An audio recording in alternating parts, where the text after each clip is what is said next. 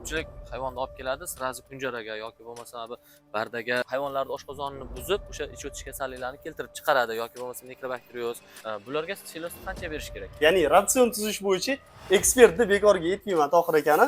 Mastitga olib keladi sigirlarni. Tuyoq kasalligiga olib keladi. Har xil turdagi bunga plus yana dabavka qilib, hozir qo'shganimiz arpa qo'shsa bo'ladi. Bir hafta o'tkazib, masalan 20 kun plus qilazan turib, bir hafta o'tkazib turib albendazol. Tohir aka, xuddi shu tarzda SMSlar juda ko'p kelyapti menga. Assalomu alaykum doktor aka. Mollarim pakana va do'mboq bo'lib qolyapti. Go'shtini kam beryapti. Sabab nima? Agarda sizda ham shu muammo bo'ladigan bo'lsa, videoni oxirigacha ko'ring. Bu savollaringizga to'liq javob olasiz. Assalomu alaykum hurmatli kanalimizning tomoshabinlari va obunachilar. Charchamayapsizlarmi? Hammalarga yaxshi kayfiyat tilab qolamiz. Bugungi mavzuyimiz juda ham dolzarb mavzu. Juda ko'p akalarimizda uchraydigan muammolar bor va ushbu muammolarni bugun doktor akamiz bilan birgalikda yechim ko'rsatamiz. Tohir aka, assalomu alaykum yana bir bora. Charchamayapsizmi? Kayfiyatli. Zo'r. Hammasi zo'r. Ko'z tegmasin. Aka qarang. Yangi partiya olib kelinyapti mollarimizni va menga yozgan odamimizda Greenford paroda. Lekin pakana bo'lib qoldi, no semiz bo'lib qolyapti. Menga videolarini ham tashib berganlar.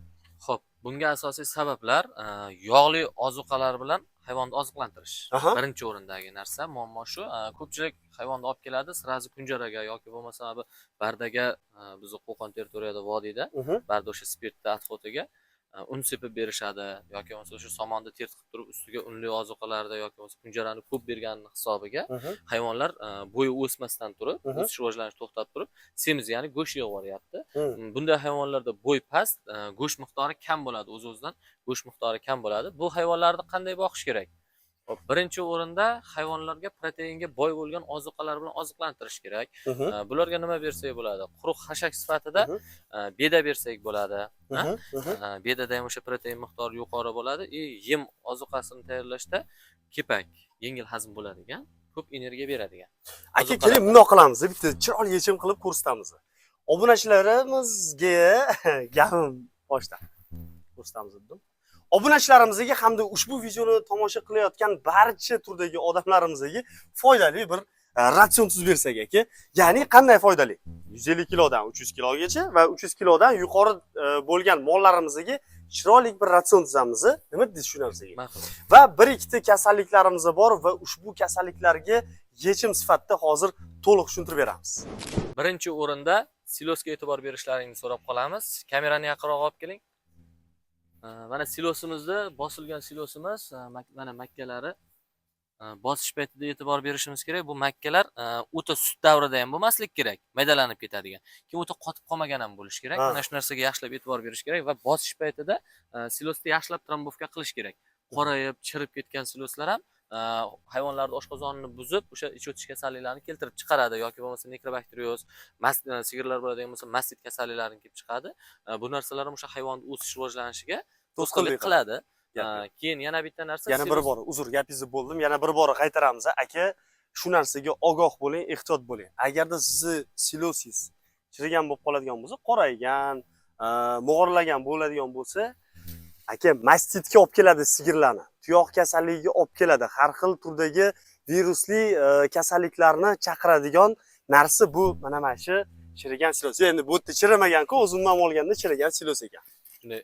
Hozirgi paytda O'zbekiston sharoitida asosiy ozuqa misol uchun silos bo'lib qoldi. Hisoblanadi. Silos hisoblanadi. Sabab narx tomonlama ham, misol uchun effekti ham yaxshi.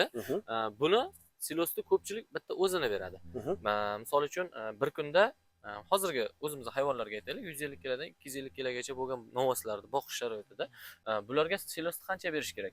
7 kilogramm silosga 3,5 kilogramm teng yarim miqdordagi somonni drabirkada chiqarib turib, mana bunday drabirkada chiqarib turib, aralashtirib berilsa, bu o'sha ich o'tish kasalliklarini oldini oladi. Sabab silos mana bunday bosib qo'yilgan, o'rab qo'yilgan paytda xohlaymizmi yo'qmi, stafilokok, streptokok bakteriyalari, o'sha zamburug'lar rivojlangani hisobiga silosning ozuqaviy qiymati, ya'ni protein miqdori oshadi.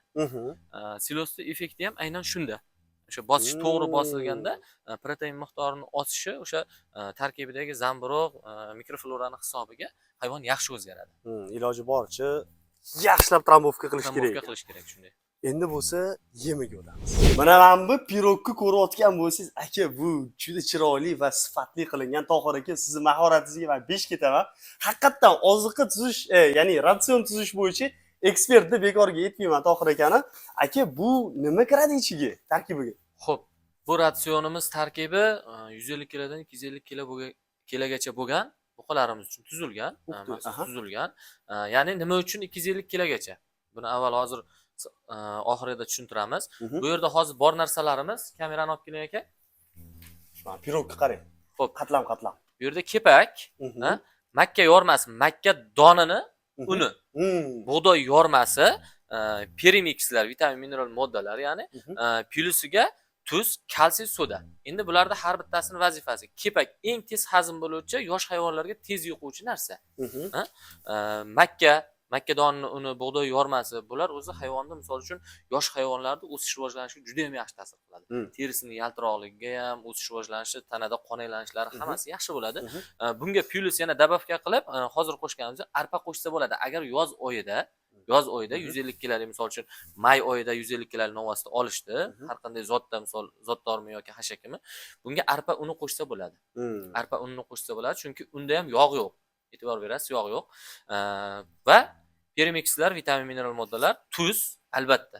Oddiy osh tuzi, yodlangan osh tuzi, plus soda, undan keyin kalsiy. Kalsiy va fosfor, misol aptekalarga borilsa yoki yemxonalarga borilsa, mana kalsiy, trikalsiy degan kalsiylarimiz bor, o'zi ozuqaga qo'shib beradigan. Uni aholi o'zi juda ham yaxshi biladi, lekin biz общий tayyorlaganimiz uchun kilogramm hisobida, foizlar hisobida bu firmamizga tayyorlab berganmiz. Hozirda mana shu hayvonlarimiz endi 200 kiloga chiqib boryapti. Har bitta molga necha kilodan bir foydali bo'lsa, misol uchun mana bitta molim bor deylik, 200 kilo bo'lmagan, 180-200 kilo atrofida.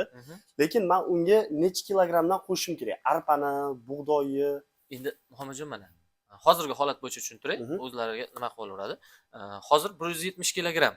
Men stabilni hammasiga mana shu 30 ta buqa turgan bo'lsa, 170 kilogramm ves qo'yganman. Bularni yeyish nimasi? 1 kilo turist bir mahalada. 1 kilo turist. Bunga tarkibiga nima kiradi? Yarim kilo kepak. Yarim kilo bug'doy yormasi, 300 gramm makka donini yormasi, premix, tuz, kalsiy, sodalar. Mana shu narsani o'zi bitta molimizga yetadi. Yetadi, bir mahaliga yetadi va 7 kilo siloz, 3,5 kilo somonni aralashtirib, avval endi hozir bu yerda berishi somon bilan o'sha silosni aralashtirib sog'olib, ustiga sepib qo'yishadi. O'tgan safargi videoyimizda buni qanday beradi, uvitib beradimi, misol qaynatib beradimi, atalaqa beradimi, sepib qo'yadi xolos. Agar qaynatib, atalaqa bermoqchi bo'lsalaring shu ratsionda sizlarga bitta tavsiya: kepak, bug'doy yormasi va makka unini alohida qaynatib pishirib olasiz. Atalar sovib hayvon yeyishli bo'lgandan keyingina kalsiy, tuz, fosfor, vitamin, mineral moddalarni qo'shish mumkin. Sabab qaynatilgan paytda o'sha tuz ham, kalsiy, soda ham, vitamin, mineral moddalar ham o'zining xususiyatini yo'qotadi.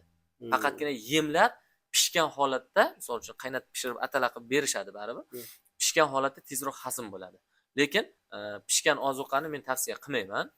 Xom holatda, misol yorma holatda berilgan ozuq har doim hayvon uchun foydali hisoblanadi.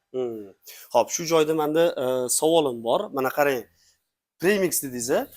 Premix dedingiz va endi bilasiz, Miyost preparatimiz bor. Menimcha sizda ham ko'rdim, o'sha preparat tepada ishlatsangiz kerak. Shunday, Miyostda xo'p, Miyostda va qarang, savol shundan iboratki, Premix bilan Miyostda ikkalovi bitta emasmi? Yo'q, u vitamin. Shunga tushuntirish ishlarini olib borsangiz. Xo'p, siz tushuntirgunizcha men Miyostdan olib kelaman, bitta kamerani ko'rsatib bering bu yoqda. Mana, bor ekan bu yoqda. Sizga rosaram. Miyostda. Yeting. Xo'p. Qarang, men sizga joylarchasiga tushuntiraman. Xo'p, hayvonga mana bu yem tarkibida vitamin, mineral modda berildi. Xo'p. Vitamin, mineral modda nima vazifani bajaradi? Organizmda yetishmay turgan vitamin, mineral moddalarni qoniqtirib berish. Misol biz insonmiz, bugun hozir chiqib turib osh yegingiz keladi. Kechga borib sho'rva ichingiz keladi. Yoki bo'lmasa yarim kechasi turib nimadir talab qilasiz. Bu nima uchun bo'ladi? Organizmda yetishmagandan keyin talab bo'ladi. Vitamin yetishmaganligi uchun talab bo'ladi, to'g'rimi? Bu vitamin, mineral modda mana shu narsani bostirib beradi. Tabiiy, misol uchun bularni ko'chaga qo'yib yuborsangiz, o'zi uchun kerakli, misol sho'ra yeyishi mumkin, yantaq yeyishi mumkin, g'azon yeyishi mumkin, qum yalashi mumkin, to'g'rimi? Chunki unda nimadir yetishmayapti. To'g'ri. Ha? Endi bu vitamin mineral moddani vazifasi. Mhm. Qo'lingizda turgan